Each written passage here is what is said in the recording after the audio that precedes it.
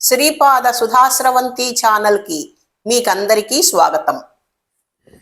అందరికీ రక్షాబంధన పర్వదిన శుభాకాంక్షలు, అంటే రాఖీ శుభాకాంక్షలు అని చెప్తున్నాను. మనము ప్రతి సంవత్సరము చైత్రమాసంలో ఉగాది పండుగతో మొదలుపెట్టి ఫాల్గుణ మాసం వరకు కూడా ప్రతి నెలలోనూ ఏదో ఒక పండుగ చేసుకుంటూనే ఉంటాం కదా. మనం చేసుకునే పండుగలు ఏవి కూడా ఊరికే సరదా కోసమో డబ్బులు ఖర్చు పెట్టడం కోసమో చేసుకునేవి కాదండి. ప్రతి పండుగకి కూడా అర్థము, పరమార్థము, ప్రయోజనము, సమాజానికి ఒక సందేశము అన్నీ ఉంటాయి. ఇంకా సైంటిఫిక్ రీజన్స్ కూడా ఉంటాయి. పండుగలు మనకు నూతన ఉత్సాహాన్ని ఇస్తాయి. మనలో ఐకమత్యాన్ని, సామరస్యాన్ని, కలుపుగోరుతనాన్ని, దాన ధర్మాలను, ఇటువంటి ఎన్నో మంచి గుణాలను మనలో వృద్ధి చేయటానికి పండుగలు మనకి సహాయం చేస్తాయి. అటువంటి పండుగేనండి రక్షాబంధన పర్వదినం కూడా. ప్రతి సంవత్సరము శ్రావణ మాసంలో వచ్చే పౌర్ణమిని రాఖీ పండుగ అంటాం. రక్షాబంధన పర్వదినంగా గౌరవిస్తాం. ఒకసారి జగజ్జనని పార్వతీదేవి వైకుంఠానికి వెళ్ళి శ్రీ మహావిష్ణువును కలుసుకుంది. అన్నయ్య, నా భర్త భోళాశంకరుడు. ఎవరు తపస్సు చేసినా మంచి చెడ్డ ఆలోచించకుండానే వరాలు ఇస్తూ ఉంటారు. వరాలు పొందిన వారిలో కొందరు దుర్మార్గులు ఆయనకు, లోకాలకు కూడా ముప్పు తెస్తూ ఉంటారు. అలా వాళ్ళు చెలరేగిపోయిన ప్రతిసారి నువ్వే అవతారాలెత్తి వాళ్ళని సంహరించి నా భర్తను ప్రమాదాల నుంచి కాపాడుతున్నావు, నా మాంగళ్యాన్ని రక్షిస్తున్నావు. మన అన్నా చెల్లెళ్ళ అనుబంధానికి గుర్తుగా ఈ రక్షను నీ చేతికి కడుతున్నాను. ఈరోజు శ్రావణ పౌర్ణమి. ఇక నుంచి శ్రావణ పౌర్ణమి రక్షాబంధన పౌర్ణమిగా ప్రతి సంవత్సరము పండుగగా జరగాలి అని చెబుతూ శ్రీ మహావిష్ణువు చేతికి రాఖీ కట్టింది. సరేనని వరమిచ్చారు శ్రీ మహావిష్ణువు. అందుకే శ్రావణ పౌర్ణమిని రాఖీ పౌర్ణమి అని, రక్షాబంధన పౌర్ణమి అని అంటారు. అలా మొదలైందన్నమాట రాఖీ పౌర్ణమి. అంటే పురాణ కాలాల నుంచి కూడా ఆచారంగా వస్తున్న పండుగే రాఖీ పండుగ అన్నమాట. మన కృష్ణయ్య సంగతి మీకు అందరికీ తెలిసిందే కదండి. ఆయనకు ఒకసారి చేతికి గాయం అయ్యి రక్తం కారటం మొదలుపెట్టింది. వెంటనే అక్కడే ఉన్న ద్రౌపది తన చీరకున్న పవిటి చెంగు నుంచి ఒక ముక్క చింపి శ్రీకృష్ణుడికి గాయానికి కట్టుకట్టింది. శ్రీకృష్ణుడు ఆ కట్టునే రక్షాబంధనంగా భావించుకుని కష్టకాలాలలో ద్రౌపదికి అండగా నిలిచాడు. ఆవిడకే కాకుండా ఆ కుటుంబానికే రక్షణగా నిలిచాడు. కౌరవుల సభలో ద్రౌపదికి వస్త్రాపహరణం చేస్తూ ఉంటే లెక్కలేనన్ని చీరలు సృష్టిస్తూ ఆవిడను కాపాడాడు. అలాగే పాండవులు అరణ్యాలలో నివసిస్తున్నప్పుడు వాళ్ళని పరీక్షించటానికి వచ్చిన దూర్వాస మహాముని శాపం నుంచి ద్రౌపదిని, పాండవులను కాపాడాడు. కురుక్షేత్ర యుద్ధంలో అర్జునుడికి రథసారథిగా ఉంటూ పాండవుల గెలుపుకు కారణమయ్యాడు. ఇదంతా కూడా ద్రౌపది చీర చెంగు ముక్కతో కట్టిన రక్షాబంధం వలననే కదండి. అంత పవర్ ఉంది రక్షాబంధనంలో. శ్రీకృష్ణుడి చెల్లెలుంది కదా సుభద్ర. శ్రావణ పౌర్ణమి నాడు సుభద్ర రక్షాబంధనం కట్టడం వలన ఆవిడ రక్షణ బాధ్యతను కూడా భగవానుడు స్వీకరించాడు. దుర్యోధనుడితో జరగవలసిన ఆవిడ వివాహాన్ని శ్రీకృష్ణుడు ఆమెకిష్టమైన అర్జునుడితో జరిపించి సంతోషపెట్టాడు. పాండవులు అరణ్యవాసం చేసినప్పుడు సుభద్రను, మేనల్లుడు అభిమన్యుడిని తన దగ్గరే ఉంచుకుని రక్షణ కల్పించాడు. ఇదంతా కూడా రక్షాబంధన ఫలితమే కదండి. ఇంకొక పురాణ కథను కూడా చెప్పుకుందాం. కశ్యప మహాముని మానస పుత్రికగా జన్మించింది మానసాదేవి. ఆవిడ పుట్టగానే కైలాసానికి వెళ్ళి 1000 సంవత్సరాలు శివపార్వతుల దగ్గరే పెరిగింది. ఆమెను వాళ్ళు అశోక సుందరి అని పిలుచుకుని ముద్దుగా పెంచుకున్నారు. శివపార్వతుల పిల్లలైన వినాయకుడికి, కార్తికేయుడికి అశోక సుందరి రక్షాబంధనం కట్టింది. అద్భుతమైన మానసాదేవి చరిత్ర లింకు డిస్క్రిప్షన్లో పెడతాను, తప్పకుండా చూడండి. ఆడవాళ్ళకి పుట్టింటి వాళ్ళపైన, అన్నదమ్ములపైన మమకారము, వాళ్ళ శ్రేయస్సు కోరటము ఎప్పుడూ ఉంటాయి కదా. అందుకే జగదంబ అయిన దుర్గాదేవి శ్రీ మహావిష్ణువు అవతారమైన శ్రీరామచంద్రుడు రావణుడితో యుద్ధం చేయటానికి వెళ్లే ముందు ఆయనకు రక్షాబంధనం కట్టి ఆయన విజయానికి శుభాకాంక్షలు తెలిపింది.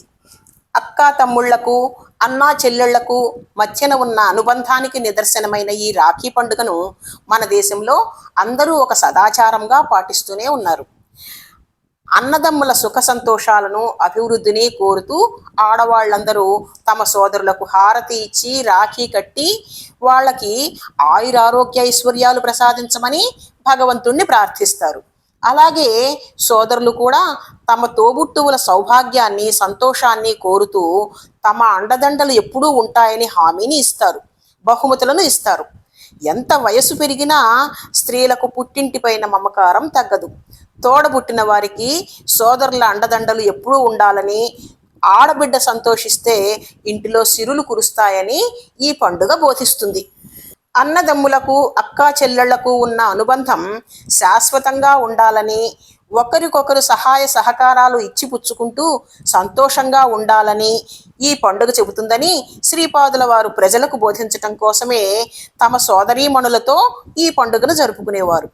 ప్రతి సంవత్సరము శ్రావణ పౌర్ణమి రోజున శ్రీపాదుల వారి సోదరీమణులైన విద్యాధరి, రాధ, సురేఖ ఆయనకు రాఖీ కట్టేవారని మనకు సిద్ధమంగళ స్తోత్రం చెబుతుంది. ప్రతి సంవత్సరము శ్రావణ పౌర్ణమి నాడు శ్రీ వాసవి కన్యకా పరమేశ్వరి పిఠాపురానికి వచ్చి శ్రీపాదుల వారికి రాఖీ కడుతుందని శ్రీపాద శ్రీవల్లభ లీలామృతంలో మనం చదువుకున్నాం కదా. అంతేకాదు, పైండా వెంకటప్పయ్య శ్రేష్ఠి గారి కుమార్తె లక్ష్మీవాసవి శ్రీపాదుల వారికి రాఖీ కట్టి తన పసుపు కుంకుమలను కాపాడమని ప్రార్థించిందని, తాను ఆమెను అఖండ సౌభాగ్యవతి భవ అని దీవించి వచ్చానని శ్రీపాదుల వారు కురువపురంలో ఒకరోజు భక్తులతో చెప్పారని శ్రీపాద శ్రీవల్లభ లీలామృతంలో చదివాం కదా. స్త్రీలనందరినీ సోదరీమణులుగా భావిస్తూ శ్రీపాదుల వారు వారి సౌభాగ్యం కోసం ప్రతి శుక్రవారం పసుపు కొమ్ములు పంచేవారని శ్రీపాద శ్రీవల్లభ లీలామృతంలో మనం చదివాం. ఎవరు ఏ విధంగా నన్ను కొలుస్తారో వారిని ఆ విధంగానే కరుణిస్తాను అని శ్రీపాదులు చెప్పేవారు. అందుకే ఇప్పటికీ శ్రీపాదుల వారిని తండ్రిగా, కుమారుడిగా, సోదరుడిగా భావించే వాళ్ళు ఎంతోమంది ఉన్నారు. శ్రీ పీఠికాపురానికి అంటే పిఠాపురానికి వచ్చి శ్రావణ పౌర్ణమి నాడు శ్రీపాదుల వారికి సోదరుడిగా భావించి రాఖీ కట్టాలని మన దేశంలోని వారే కాకుండా విదేశాల నుంచి కూడా ఎంతోమంది సోదరీమణులు పిఠాపురానికి వస్తూ ఉంటారు. శ్రీపాదుల వారిని స్మరించుకుంటూ రాఖీని కట్టి తమ భక్తిని ప్రకటించుకుంటారు. శ్రీపాద శ్రీవల్లభ మహాసంస్థానంలోను, శ్రీ పాపనార్యుల స్వగృహంలోను, శ్రీ పాదగయా క్షేత్రంలోను, శ్రీ గోపాల్ బాబా ఆశ్రమంలోను, శ్రీ అనఘాదత్త క్షేత్రంలోను ఇలాగా ఎక్కడ వీలైతే అక్కడ శ్రీపాదుల వారికి రాఖీ సమర్పించుకుంటారు భక్తులు. పిఠాపురంలో రాఖీ పండుగ చాలా వైభవంగా జరుగుతుంది. శ్రావణ పౌర్ణమి నాడు తమ సన్నిధిలో ఉన్నవారికి అంటే పిఠాపురంలో ఉన్నవారికి చిత్రగుప్తుడు అంతులేని పుణ్యం రాస్తాడని శ్రీపాదుల వారు చెప్పారు. అయితే అందరికీ శ్రావణ పౌర్ణమికి పిఠాపురానికి వచ్చే అవకాశం ఉండదు కదా. మరి మనం ఎలా కడతాం శ్రీపాదుల వారికి రాఖీ అంటే, మనసు ఉంటే మార్గం ఉంటుంది.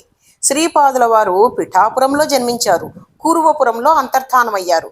కానీ వారే చెప్పినట్లుగా ఈ 2 ఊళ్ళు మాత్రమే కాదు, ఈ లోకమంతా వారిదే. ఈ లోకం మాత్రమే కాదు, 14 లోకాలకు వారే అధిపతి. అటువంటప్పుడు మన ఊరు, మన ఇల్లు కూడా ఆయనదే కదా. మన ఇంట్లోనే ఉన్న శ్రీపాదుల వారి విగ్రహానికి రాఖీ కడదాం. విగ్రహం లేకపోతే ఫోటో తప్పకుండా ఉంటుంది కదా. ఫోటో దగ్గర రాఖీని సమర్పించి భక్తిగా సిద్ధమంగళ స్తోత్రం చదివితే చాలు, శ్రీపాదుల వారు సంతోషిస్తారు. ఆర్భాటాలు కాదు నాకు కావలసింది, మీ మనసులో ఉన్న భక్తి ప్రధానం అని ఆయనే చెప్పారు. భగవంతుడు భావప్రియుడే కానీ బాహ్యప్రియుడు కాదు కదా. ఇంకొక విషయం కూడా మీకు గుర్తు చేయాలని అనుకుంటున్నానండి. శ్రీపాద శ్రీవల్లభ లీలామృతంలో మనం ఇంకొక విషయాన్ని కూడా చదివాం కదా. నేను పిఠాపురంలో ఉంటాను, నేను కాశీలో ఉంటాను అని మనస్ఫూర్తిగా పదే పదే అనుకునే వారికి అదే ఫలితం అంటే పిఠాపురంలో ఉన్న ఫలితం కాశీలో ఉన్న ఫలితమే లభిస్తుంది అని శ్రీపాదులే స్వయంగా చెప్పారు. అందుకని మనం కూడా అందరితో పాటు పిఠాపురంలో ఉన్నామని భావించుకుంటూ మన ఇంట్లోనే శ్రీపాదుల వారి విగ్రహానికి కానీ ఫోటోకు కానీ రాఖీ సమర్పించుకున్నా అదే ఫలితం కలుగుతుంది. సరేనండి. అక్కా చెల్లెళ్ల సుఖ సంతోషాలు సౌభాగ్యం కోరే సోదరులకు, అన్నా తమ్ముళ్లకు, ఆయురారోగ్యాలు కోరే సోదరీమణులకు మరొక్కసారి రక్షాబంధన పర్వదిన శుభాకాంక్షలు. శ్రీరాఖీధరుడైన శ్రీపాదుల వారి అనుగ్రహం అందరికీ కలగాలని మనస్ఫూర్తిగా కోరుతున్నాను. అందరికీ నమస్కారం అండి. నేను చెబుతున్న విషయాలు మీకు బాగున్నాయని అనిపిస్తే సబ్స్క్రైబ్ చేయండి, లైక్ చేయండి, షేర్ చేయండి. మీ అమూల్యమైన అభిప్రాయాలు, సూచనలు కామెంట్ బాక్స్లో పెట్టండి. ధన్యవాదాలు.